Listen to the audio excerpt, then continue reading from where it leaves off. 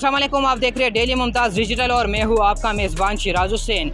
इस वक्त मैं ब्लू एरिया नादरा ऑफिस के बाहर मौजूद हूँ इस्लामाबाद में, और मैं आपसे कुछ चीज़ें शेयर करूँगा। एक स्टोरी करने में जा रहा हूँ, और उससे पहले मैं आपको थोड़ा सा बैकग्राउंड बताता चलूँ।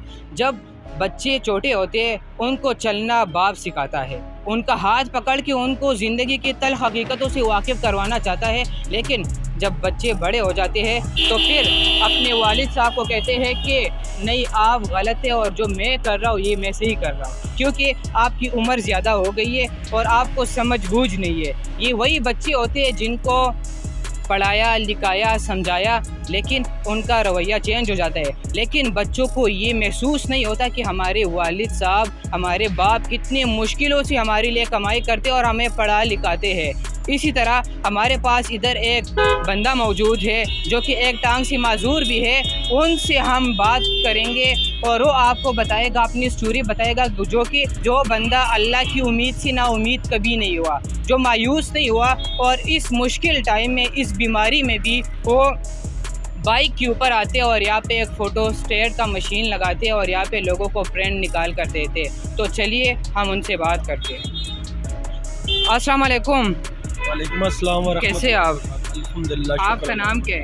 मेरा नाम मोहम्मद बशीर। अच्छा बशीर साहब, हमें बताइएगा, बहुत मुश्किल काम कर रहे हैं आप, सुबह सवेरे निकलते होंगे, तो क्या है इस तरह, मतलब अपने बच्चों के लिए आप इतनी मुश्किल उठा रहे हैं? मुश्किल होगा, यहाँ पे क्या सिचुएशन है, और आपने ये काम शुरू किस तरह किया?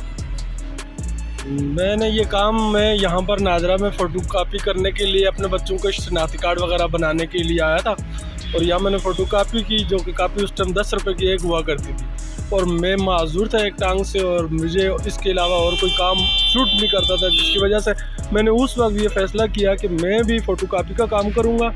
और फिर मैंने इधर आकर इन फ़ोटो कापी वालों से बात की कि भाई मुझे फ़ोटो कापी करना सिखाओ। इन्होंने इनकार किया। फिर एक फ़ोटो कापी वाले के पीछे 15 से 20 दिन तक मैं मुसलसल सुबह आकर बैठता था और शाम 4 बजे तक उसके पीछे बैठा रहता था, और खाली मैं उसे देखता था कि वो फ़ोटो कापी कैसे करता है।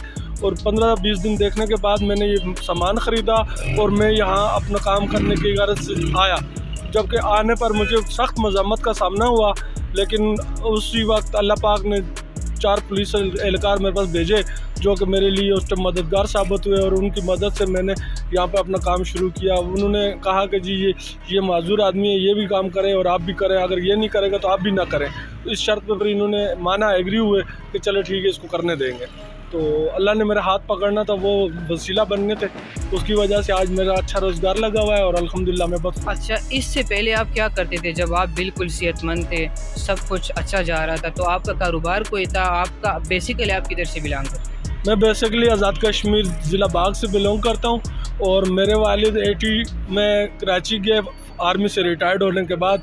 उन्होंने जो उन्हें पैसे मिले आर्मी से, वो पैसे लगाकर अपना बिज़नेस शुरू किया, और उनके बाद मैंने 25 साल, मेरे वालिद का इंतकाल हुआ, उसके बाद 25 साल तक मैंने हाई लेवल बिज़नेस किया, जिसमें मैं होल सेलर, नामवर इलाके का होल सेलर था, बड़े होल सेलरों में मेरा शुमार होता था, और बहुत अच्छी लाइफ गुजार रहा था। लेकिन जब सन 2010-12 में गैंगवार दौर शुरू हुआ और टारगेट किलिंग आम हुई, जरदारी साहब कहते थे कि जी आज के दौर में 60-70 बंदे मरना कराची में मामूली बात है।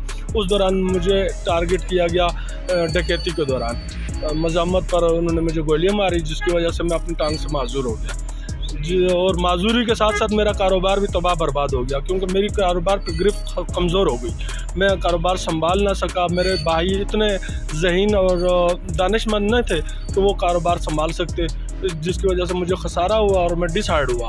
मैंने अपना कारोबार वहाँ से वाइंड अप किया, और उस पैसे को लाकर मैंने यहाँ इस्लामाबाद गोरी टाउन में अपने लिए घर ख़रीदा, और बाकी मेरे पास कुछ नहीं बचा था।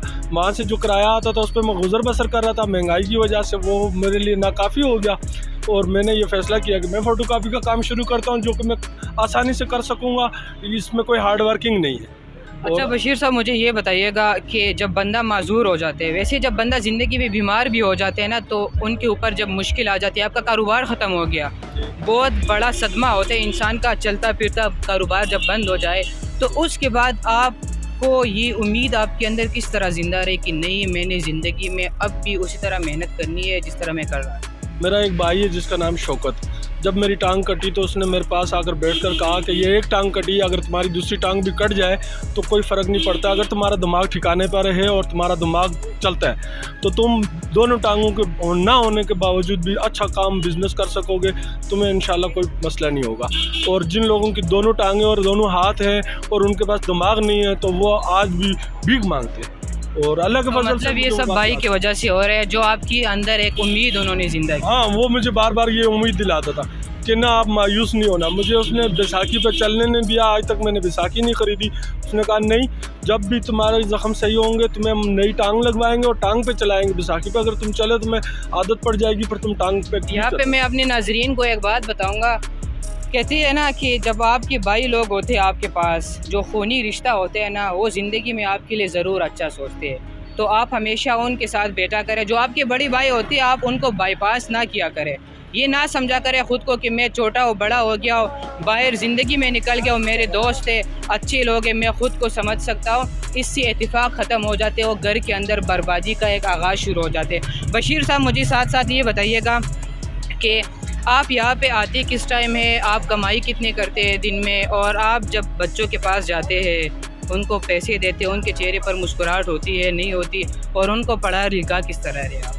मैं सुबह 7 बजे घर से निकलता हूँ और 7:30 बजे फिक्स मैं अपनी ड्यूटी पर पहुँच जाता हूँ और रात को 8 बजे तक मैं होता हूँ। बाज़ औक़ात 8 के बजाय 9 और 10 भी बज जाते हैं अगर मेरा काम चले या ना चला हो और मैं उम्मीद रखता हूँ कि मज़ीद कुछ पैसे आ जाए मेरे लिए बेहतर होगा, तो मैं इस तरह टाइम।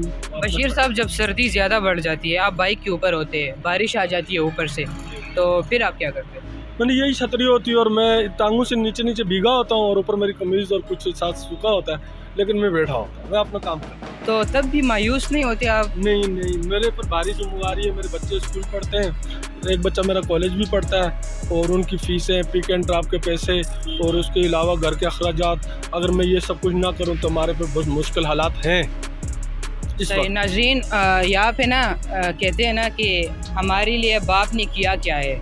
ज़्यादातर माशरे के अंदर हम ये समझाते हैं ना अपने वालिद साहब को, जब हम खुद बड़े हो जाते हैं हम उनसे ये कहते हैं कि आपने हमारे लिए कुछ भी नहीं किया। तो ये आप सुन रहे हैं ना, वालिद साहब इस तरह अपने बच्चों को रखते हैं। ये आपके सामने है, एक मोटरसाइकिल के ऊपर इन्होंने ये प्रिंटर रखा है, ये सामान इन्होंने इधर यहाँ पे रखा हुआ है, और उसकी वजह क्या है कि अपने बच्चों को इन्होंने पढ़ाना है। फिर हम ज़िंदगी में हमेशा यही शिकायत करते हैं, जब हमारे वालिदैन गुज़र जाते हैं ज़िंदगी से, दुनिया से रुखसत हो जाते हैं, तो फिर हम कहते हैं काश मैं उनकी दुआएं ले लेता, काश मैं उनके लिए कुछ करता, उनसे तमीज़ से बात करता। तो ये आपके सामने ज़िंदा मिसाल है और आप इनसे लाजमी कुछ सीखिएगा। बशीर साहब, और बताइएगा, यहाँ पे कोई इंतज़ामिया की तरफ से या कोई सीडीए की तरफ से कोई तंग तो नहीं? सीडीए और इंतज़ामिया की तरफ से मुझे कोई परेशानी नहीं है। मेरे साथ सीडीए वाले भी कोऑपरेट करते हैं। मैंने उन्हें कहा है कि मैं माजूर हूँ, मुझे मत छेड़ें, और वो अल्लाह का शुक्र है मुझे कुछ नहीं कहते। और पुलिस वाले तो आपको पता है मेरी सपोर्टर है, मेरी बहुत सपोर्ट करते हैं। वो कहते हैं कि इसको काम करने दिया जाए, मौका। तो महंगाई की इस दौर में आप अपने घर को किस तरह चला रहे हैं? बहुत मुश्किल हालात में इस वक्त, मैं बहुत सख्त। मैं इस वक्त अभी तक, आज 20 तारीख हो गई है, मैंने अपने बच्चों के पिक एंड ड्रॉप के पैसे नहीं पे, अच्छा, ट्यूशन के पैसे नहीं पे। हमारी इनकम यहाँ, बिजनेस नहीं चल रहा है इतना अच्छा। अब पहले दिनों में कोरोना वैक्सीन वगैरह कार्ड बनते थे तो उस टाइम अच्छा काम चलता था, मैं बहुत खुश था। लेकिन आज कोरोना वैक्सीन कार्ड वगैरह बनना बंद हो गए तो ओनली फॉर व्हाट्सएप प्रिंट और फ़ोटो कापी पे काम आ गया, जिसकी वजह से हमारी इनकम बिल्कुल ज़ीरो, जिसकी वजह से सख्त मुश्किलात का शिकार। तो डेली मुमताज़ डिजिटल आपकी आवाज़ बन रहे, गरीबों की आवाज़ बन रहे, मजलूमों की आवाज़ बन रहे, तो आप अपने हुक्मरानों को कोई पैगाम देना चाहते हैं तो दीजिएगा। मैं तो ये कहना चाहूँगा कि भाई मैं एक मेहनत कश इंसान हूँ, ज़िंदा मिसाल हूँ और मेहनत कर रहा हूँ ऑलरेडी। तो मुझे अगर बेहतर सपोर्ट मिल जाए और मैं अपनी बाइज़्ज़त ज़िंदगी बाकी जो है वो गुजार सकूँ, तो इससे बड़ी और कोई बात नहीं होगी और कुछ कहना आसान हो जाएगी। सही, बहुत शुक्रिया आपका। जी नाजरीन, हमारे साथ थे मौजूद बशीर साहब, जो कि एक मजदूरी कर रहे, मुश्किल हालात से गुज़र रहे, लेकिन आपने हमेशा ये ज़िंदगी में अपने वालिदैन का लाजमी कदर कीजिएगा, उनका ख्याल रखिएगा। और हम कब तक बच्चे, हम बड़े, हमने तो होने हैं बड़े, तो हम कब तक अपने वालिदैन के पैसे इकाते रहेंगे और हमारे अंदर ये सोच कब आएगी कि हम खुद मेहनत करके, मजदूरी करके अपने वालिद का हाथ बिठाए, अपने माँ को जाके कोई चीज़ दे दें। और नेक्स्ट प्रोग्राम तक मुझे इजाज़त दीजिएगा। कैमरामैन जुनेद गर्देजी के साथ शिराज हुसैन, इस्लामाबाद।